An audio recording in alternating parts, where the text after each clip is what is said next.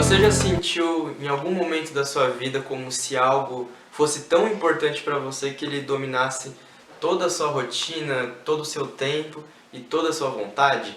Pode ser, por exemplo, uma série que você estava acompanhando um determinado tempo, ou então um jogo, pode ser o seu trabalho, redes sociais, ou até mesmo uma pessoa que você gosta tanto de falar com ela que o tempo inteiro você quer estar em contato com ela. A Bíblia chama esse tipo de relação, esse tipo de dependência de idolatria. E é sobre esse tema que nós vamos falar nesse vídeo, no próximo, que corresponde ao capítulo 8 do livro do Timothy Keller, do Gálatas para você, que chama Duas Religiões, Dois Ministérios. Acompanhe então aí comigo a leitura do texto que vai servir de base para a gente nessa lição. Fica lá em Gálatas 4, os versos de 8 a 11.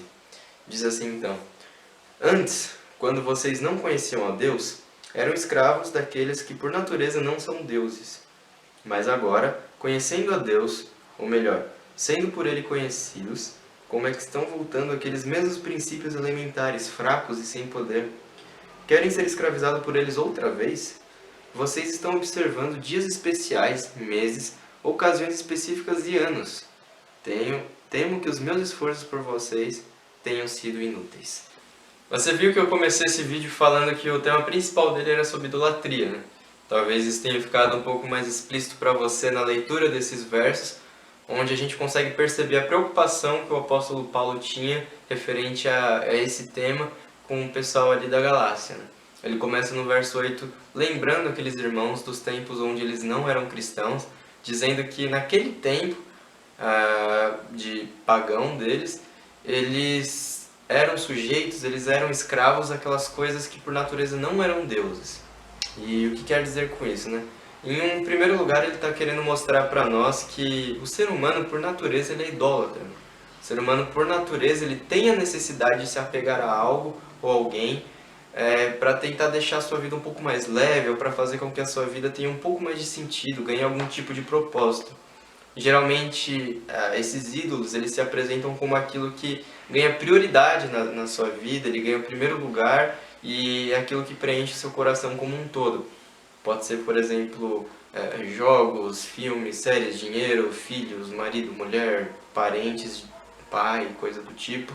Podem ser uma série de coisas, até mesmo sensações, né? Prazer, amor. Tem gente que consegue personificar em um ídolo esse tipo de sentimento.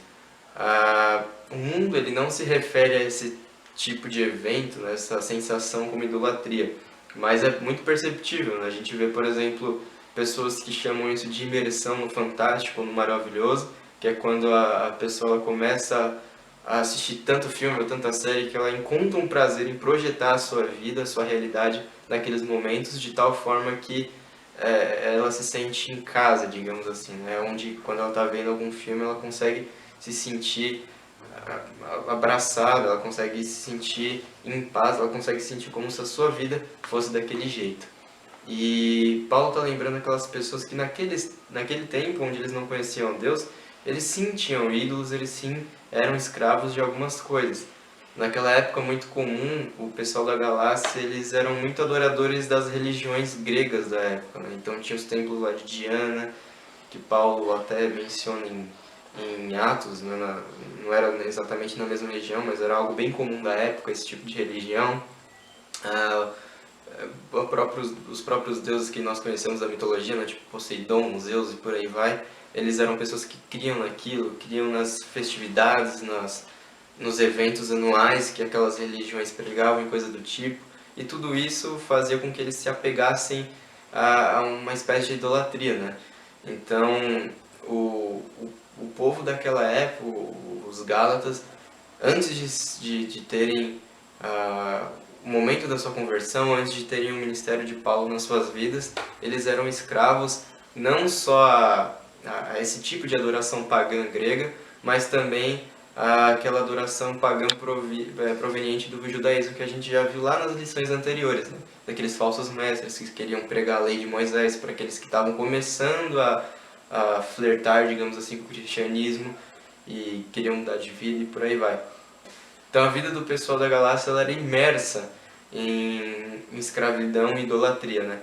ora por deuses pagãos, ora pela manipulação que os falsos mestres tentavam fazer naquele novo estilo de vida que eles começavam a perseguir, né? E a única coisa capaz de ter liberto aquele povo no seu tempo de descrença da sua idolatria foi o próprio Deus se revelando a eles. Porque, como eu disse um pouco antes, todo ser humano ele vai ser idólatra, todo ser humano ele vai se apegar a alguma coisa que existe no mundo para preencher os anseios da sua alma, né, que são misteriosos.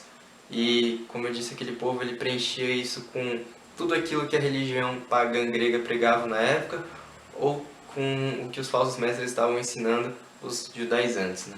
E quando Paulo ele exerce o ministério que Deus deu para ele, para aqueles irmãos, eles passam a entender quem Deus é, né? Pois Deus se revela a eles através do ministério de Paulo. Eles então, por algum momento, eles conseguem ser libertos daquela idolatria, mas parece que eles estavam começando a cair naquilo de novo, né?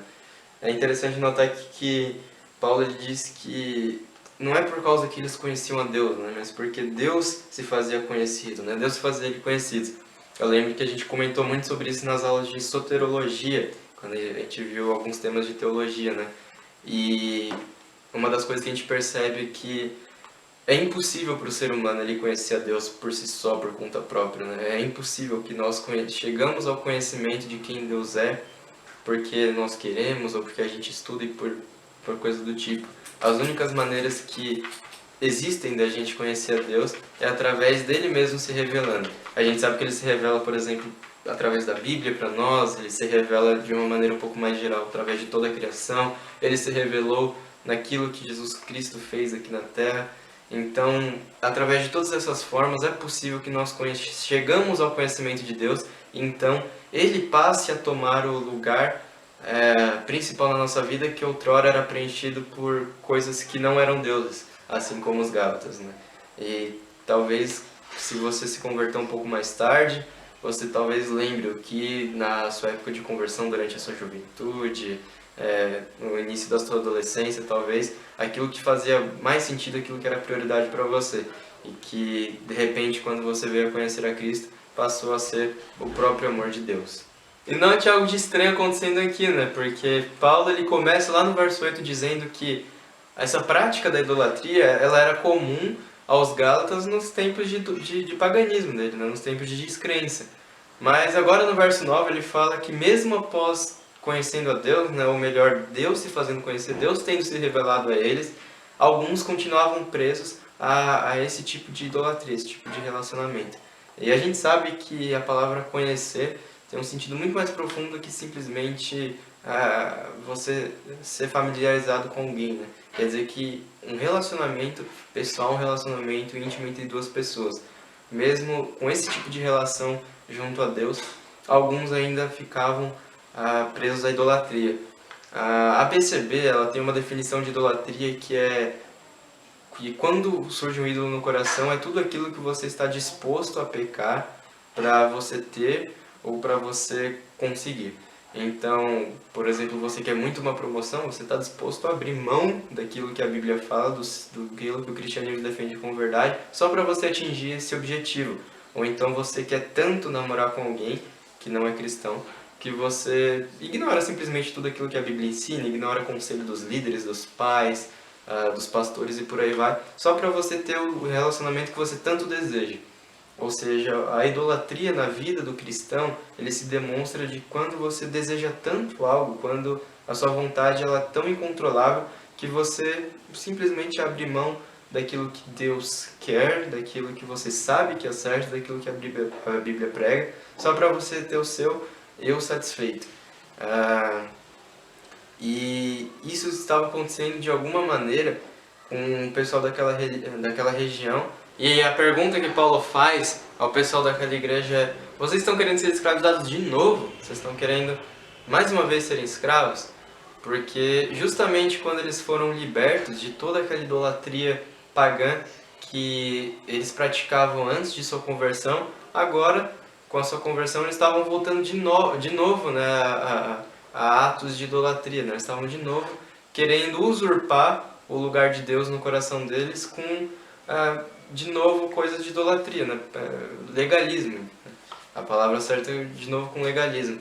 Ele diz depois falando aqui, né? Vocês estão observando dias especiais, meses, ocasiões específicas e anos. Então, mesmo eles conhecendo o que era o Evangelho, o verdadeiro Evangelho, toda essa verdade libertadora, alguns ainda estavam insistindo em ficarem apegados a esse tipo de legalismo, né? Eu preciso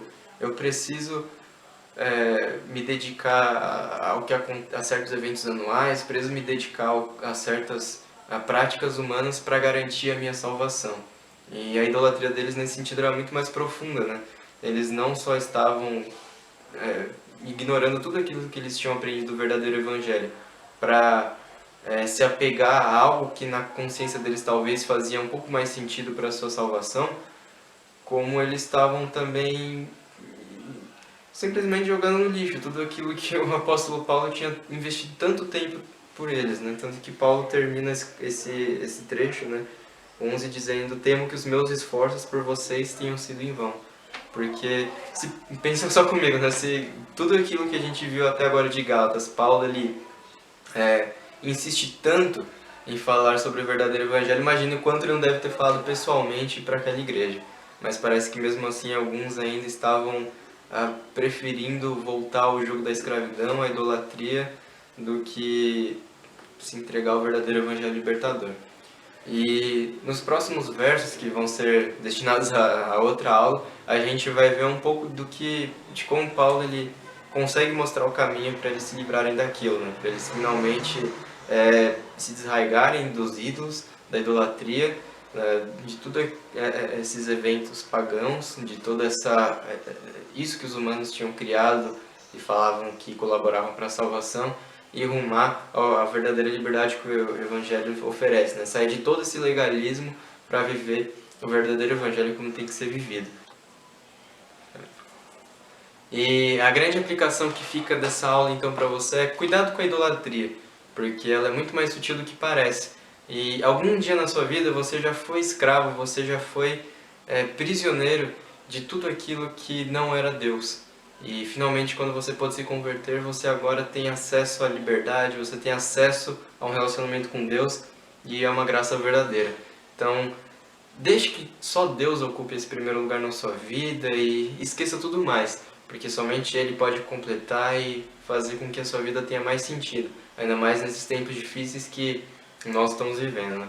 A gente se vê então logo mais aí na nossa reunião. Espero que você tenha uma boa semana.